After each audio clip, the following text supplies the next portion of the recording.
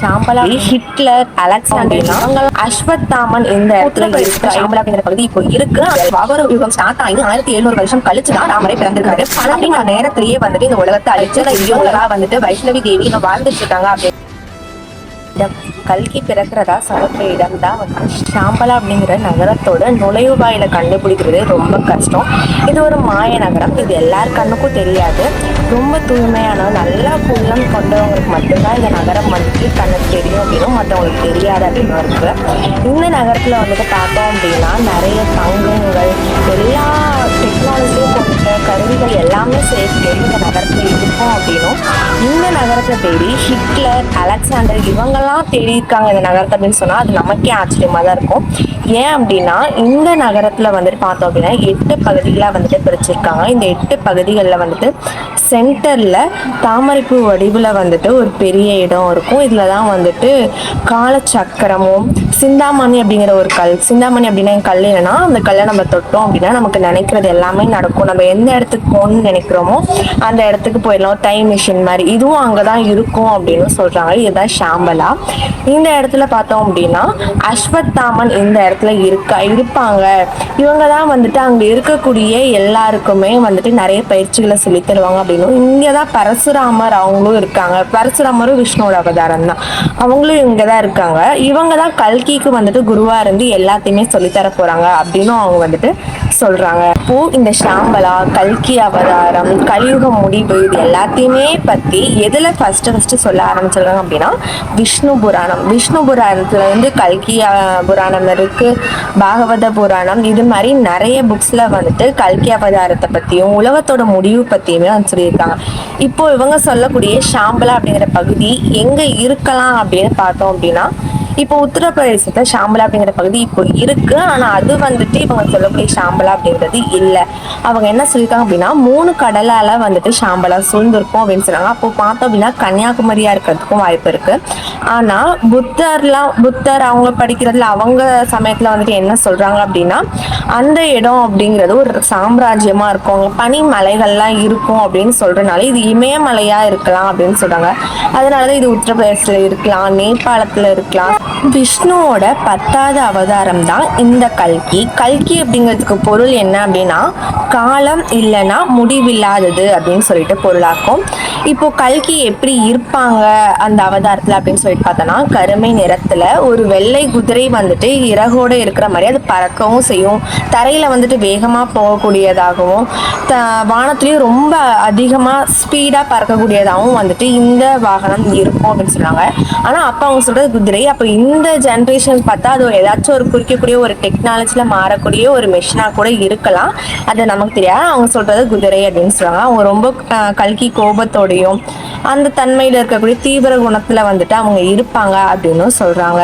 கல்கி வந்துட்டு பிறக்கிறப்ப எப்படி இருக்கும் அப்படின்னு பார்த்தோம்னா ரொம்ப இடி மலை அது மாதிரிலாம் வந்து ஒரு மலைகள் எல்லாத்துலயுமே வந்துட்டு ஒரு வெள்ளை நிற குதிரை இறங்கோட அது வந்துட்டு கையில ஒருத்தவங்க வாளோட வர மாதிரி காட்சி வந்துட்டு தெரியும். நகரத்தை தேடி போறதுக்காகவே ஹிட்லர் என்ன பண்ணியிருக்காங்க அப்படின்னு பார்த்தோம்னா ஒரு சிறப்பு படை அமைச்சு நிறைய டிரான்ஸ்லேட்டர்ஸ்லாம் வச்சு ஒவ்வொரு மதத்துலேயும் இந்த ஷாம்பலாவை பற்றி என்ன சொல்லியிருக்காங்க அப்படின்னு கண்டுபிடிச்சு சொல்லியிருக்காங்க. அவங்க வந்துட்டு என்னென்ன பற்றி ரிசர்ச் பண்ணியிருக்காங்கன்னா ஆரியர்களோட முன்னாடி இருக்கக்கூடிய இடம் என்ன, அவங்க எங்கேருந்து வந்தாங்க அப்படிங்கிற ரிசர்ச் பண்ணாங்க.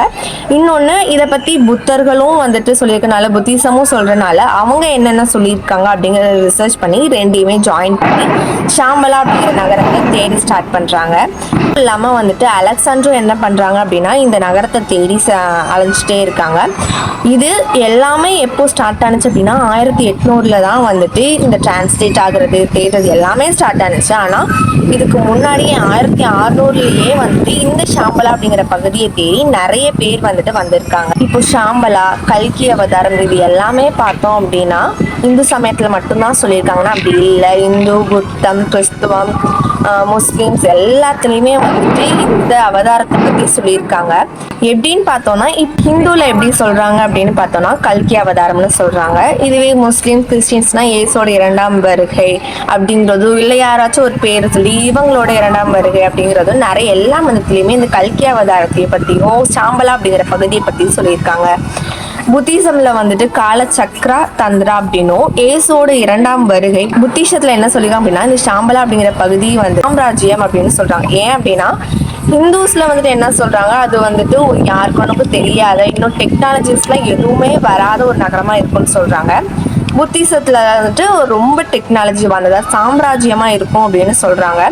இது வந்துட்டு 8 இதழ்களை கொண்டிருக்கும். நான் முன்னாடி சொன்னேன்ல 8 பார்ட்ஸா பிரிச்சிருப்பாங்க அப்படின்னும் அவங்க சொல்றாங்க. ஷியா இஸ்லாம் 12ஆம் இமாம் மெஹ்தி அப்படிங்கிறதும், கிறிஸ்துவத்துல இயேசுவோட மறுபிறப்பு, ஜுத்திசத்துல வந்துட்டு மெஹியா, பாஷியில வந்துட்டு ஷா பாஷ்டம் அப்படின்ட்டு நிறைய பேர்கள்ல வந்துட்டு கல்கியோட அவதாரத்துல கலியோட லாஸ்ட்ல வந்துட்டு ஸ்டார்ட் ஆகும் அப்படின்னு சொல்லியிருக்காங்க.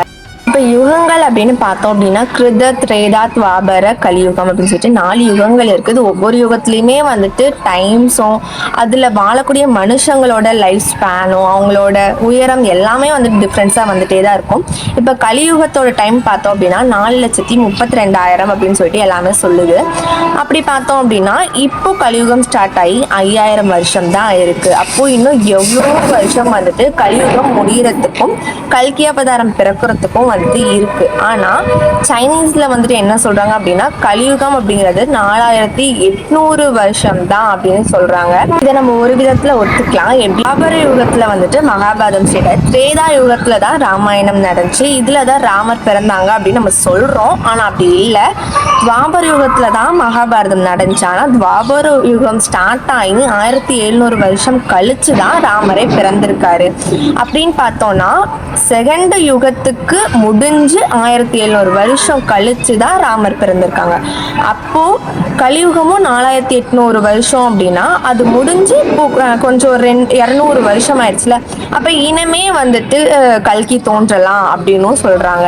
வந்துட்டு எப்படி இருக்கும் அப்படின்னு பார்த்தோம்னா சீசன் சேஞ்ச் ஆகிட்டே இருக்கும், பேரழிவுகள் வந்துட்டு நிறைய நடக்கும், புண்ணிய நதிகள் எல்லாமே வந்துட்டு வறண்டு போயிடும். இப்போ கங்கை, யமுனை இதெல்லாமே சொல்றது, இது எல்லாமே வந்துட்டு வறண்டு போயிடும் அப்படிங்கிறதும். இங்கே வந்துட்டு மனுஷங்க எப்படி இருப்பாங்கன்னா ஒருத்தவங்க நம்பாம சந்தோஷம் இல்லாம பணத்தை நோக்கியே போற மாதிரியோ இல்லை மன்னர்களே வந்துட்டு மக்கள்கிட்ட வந்து சுரண்டுறது, இது எல்லாமே வந்துட்டு இருக்கக்கூடியதா இருக்கும். கலியுகம்னா எப்படின்னா நான் ரொம்ப கம்மியான நல்லவங்க தான் இருப்பாங்க, மேக்சிமம் வந்துட்டு கெட்டவங்க தான் இருக்கிறது அப்படிங்கிறது. சத்தியுகம் இல்லைன்னா கிருதயுகத்தை என்ன சொல்லுவோம் அப்படின்னா எல்லாருமே நல்லவங்களா இருப்பாங்க அப்படின்னு நம்ம சொல்லுவோம். கலியுகத்துல வந்துட்டு எப்படி இருக்குன்னா போக போக கலியுகம் எண்ட் ஆக போறப்போ நம்ம வந்துட்டு சூரியனையும் சந்திரத்தையும் வந்துட்டு ஒன்னா பார்க்கலாம். அந்த சந்திரன் வந்துட்டு வெள்ளை நிறத்துல இருந்து சிவப்பு நிறத்துக்கு மாறிட்டே போகும் அப்படின்னும், கலியுகத்தோட கடைசி நாள் அப்போதான் கல்கி வந்துட்டு 12 மணி நேரத்திலேயே வந்துட்டு இந்த உலகத்தை அழிச்சு புதிய உலகம் ஸ்டார்ட் ஆகும் அப்படின்னு சொல்றாங்க. ஆச்சரியமான விஷயம் தான். ஏன்னா 12 மணி நேரத்துல உலகத்தை அழிக்கிறதுங்க ரொம்ப பெரிய விஷயம் இல்லையா? ஆனா 12 மணி நேரத்துல அவங்க அழிப்பாங்கன்னு சொல்லிட்டு எல்லா புராணத்திலயுமே சொல்லியிருக்காங்க. கல்கி பிறக்க போறாங்க அப்படின்னா அவங்க எங்க பிறக்க போறாங்க, அவங்க ஃபேமிலி எப்படிலாம் இருக்கும் அப்படின்னு பார்த்தோம்னா கல்கி அவதாரம் எடுக்க போறது 25வது கல்கி. எப்படின்னு பார்த்தோம் அப்படின்னா இப்போ ஒவ்வொரு குடும்பத்துல இருப்பாங்களா ஒரே பேரு 1ஆம் 2ஆம் அப்படின்னு சொல்லிட்டு ஒரே பேரை வந்துட்டு எல்லாத்துக்குமே வைப்பாங்க, அதுல நம்பர்ஸ் மட்டும் சேஞ்ச் ஆகும். அதே மாதிரி கல்கி அவங்களோட ஃபேமிலி என்ன பண்ணுவாங்க அப்படின்னா வரிசையா வச்சுட்டு அரசர்கள் கல்கின்னு தான் பேரு. அதுல 25வது அரசரா தான் வந்துட்டு இந்த விஷ்ணுவோட அவதாரமான கல்கி பிறப்பாங்க அப்படின்னு சொல்றாங்க.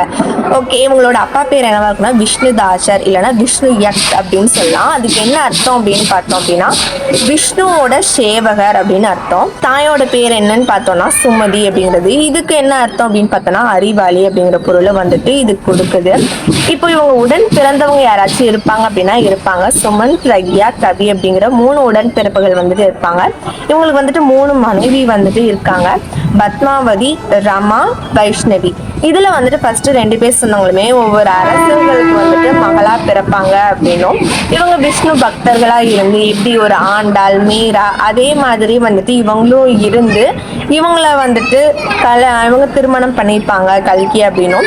காடா சொன்னவங்க தான் கொஞ்சம் ரொம்ப வந்து டிஃப்ரெண்டா இருக்காது, வைஷ்ணவி தேவி.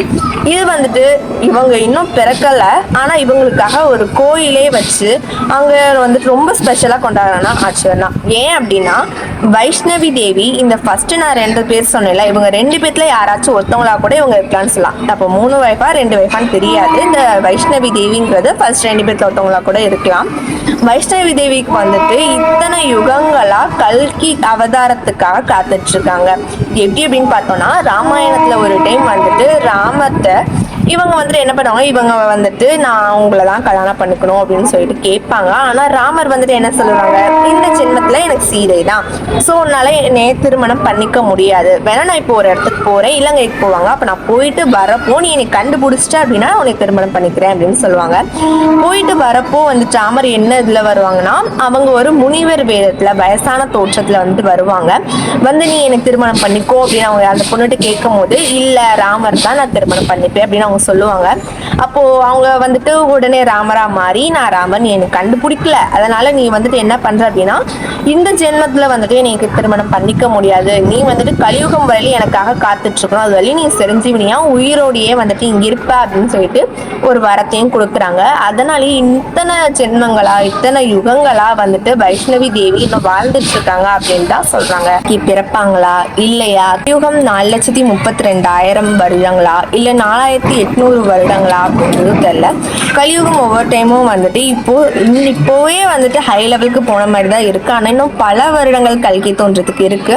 அப்படி கல்கி பிறந்து நீங்க சப்போஸ் அங்க பிறந்து அதை பார்த்தீங்க அப்படின்னா அப்போ நீங்க என்ன பண்ணுவீங்க அப்படின்னு சொல்லிட்டு கமெண்ட் பண்ணுங்க. இந்த வீடியோ பிடிச்சிருந்தா லைக் பண்ணுங்க, கமெண்ட் பண்ணுங்க, ஷேர் பண்ணுங்க. முக்கியமா நம்ம சேனலை சப்ஸ்கிரைப் பண்ணிடுங்க.